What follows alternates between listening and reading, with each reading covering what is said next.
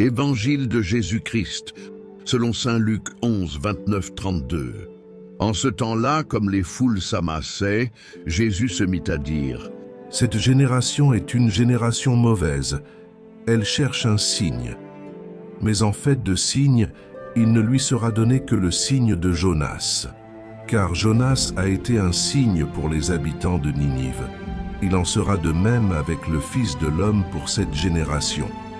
Lors du jugement, la reine de Saba se dressera en même temps que les hommes de cette génération et elle les condamnera. En effet, elle est venue des extrémités de la terre pour écouter la sagesse de Salomon. Et il y a ici bien plus que Salomon.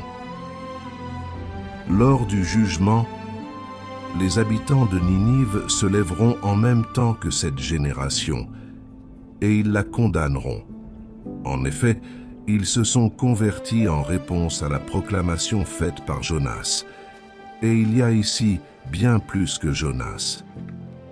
Acclamons la parole de Dieu.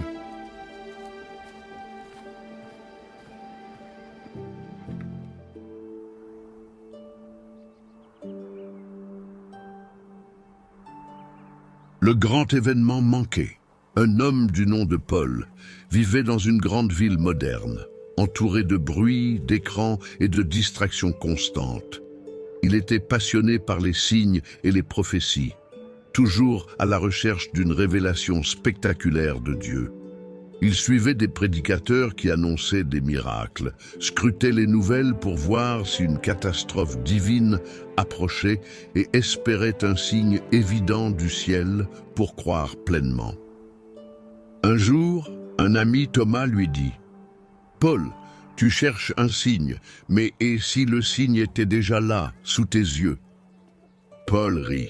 « Si Dieu veut que je change, qu'il me parle clairement, qu'il fasse un miracle. » Thomas répondit : « Et si le miracle, c'était Jésus lui-même, mort et ressuscité pour toi ? Tu cherches un signe extraordinaire, mais Dieu t'a déjà donné le plus grand signe, sa parole, son amour et son appel à la conversion. Regarde Jonas, il n'a accompli aucun miracle, mais sa simple prédication a bouleversé Ninive. Aujourd'hui, nous avons bien plus que Jonas, nous avons le Christ. Qu'attends-tu pour répondre à son appel ? » Ces paroles touchèrent Paul. Il réalisa qu'il attendait un événement spectaculaire alors que l'essentiel était déjà là. Il décida de ne plus remettre sa conversion à plus tard. Il se plongea dans l'Évangile et commença à mettre la parole de Dieu en pratique au quotidien. Vivre le signe de Jonas. Ce passage nous rappelle que nous n'avons pas besoin de chercher des miracles pour croire. Jésus lui-même est le plus grand signe que Dieu nous donne. Les habitants de Ninive ont entendu un simple appel à la conversion et ont changé de vie. La reine de Saba a fait un long voyage pour écouter la sagesse de Salomon.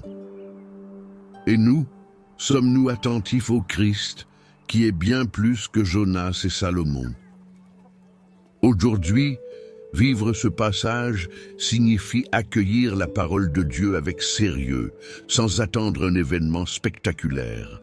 C'est décider ici et maintenant de changer ce qui doit l'être dans notre vie. Pardonner, aimer, prier, nous rapprocher de Dieu.